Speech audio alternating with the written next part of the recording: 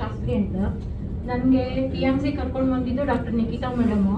ನಾನು ಫಸ್ಟ್ ತೊಗೊಂಡಿದ್ದು ರಿಂಗ್ಸ್ ತೊಗೊಂಡಿದ್ದೆ ಮತ್ತು ಹೆಡ್ ಕೇರ್ ಮಷಿನ್ ಯೂಸ್ ಮಾಡಿದ್ದೀನಿ.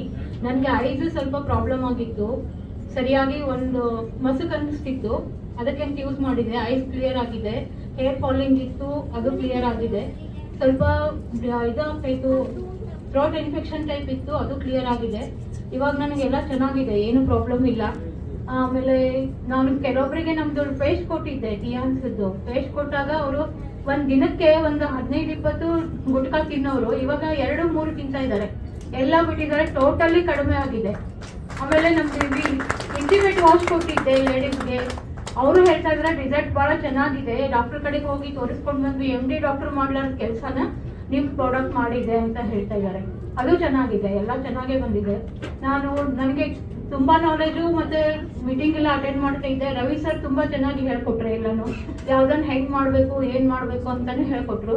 ಆಮೇಲೆ ನನಗೆ ಏನ್ ತಿಳಿಲಿಲ್ಲ ಅಂತಂದ್ರೆ ನಾನು ನಿಖಿತಾ ಮೇಡಮ್ ಫೋನ್ ಮಾಡಿ ಕೇಳ್ಕೊಂಡು ಅವ್ರ ಕಡೆಯಿಂದಾನೆ ಕೇಳಿ ಮಾಡಿದೀನಿ.